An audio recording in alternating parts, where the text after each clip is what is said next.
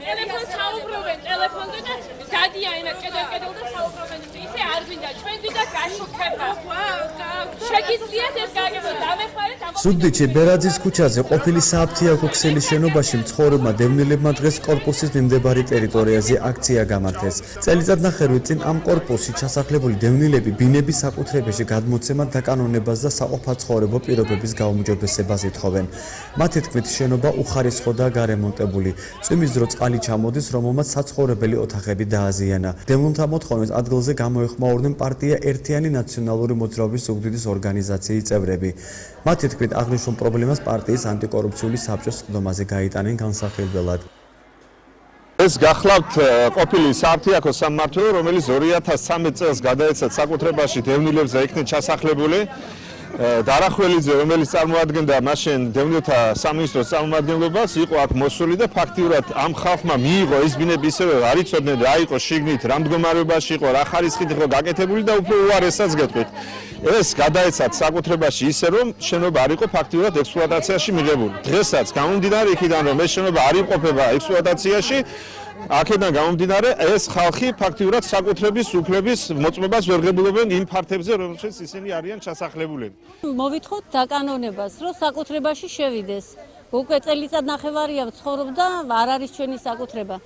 სარდაფი ისე დღეშია, სიბინძურია, სარდაფის გაწმენდა, კანალიზაციის მოწესრიგება, როგორც კი წვიმა იქნება, გვაწვიმს, ფანჯრებიდან შემოდის წყალი შემოგვდის. შემოდით ნახეთ, როგორ ბინებში ცხოვრობთ. სინესტე, შმორისუნი, 2 დღის უკან იყვნენ მტოლვილთა სამინისტროდან, ვითომ აღწერაზე ერთი არანაკლებ 20 ჯერ იქნებიან მოსული აღწერაზე. აკეთებენ აღწერას, დაკანონება იქნება 1 თვეში, 2 თვეში, ეხლა გვითხრეს აგვისტოს ბოლოს იქნებაო.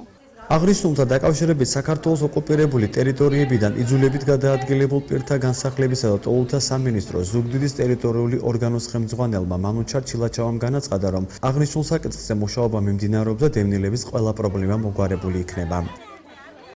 პირველი არის კანალიზაციის პრობლემა, რომლის მოგვარება დღესვე დაწყებულია და მოგვარდება, ფაქტიურად გადაწყვეტილი თემაა კანალიზაციის მოგვარება. მეორე პრობლემა რაც არის, ეგ არის შეფუთვის პრობლემა, შეფუთვა არ არის ბინა შეფუთული, სახე შეფუთული.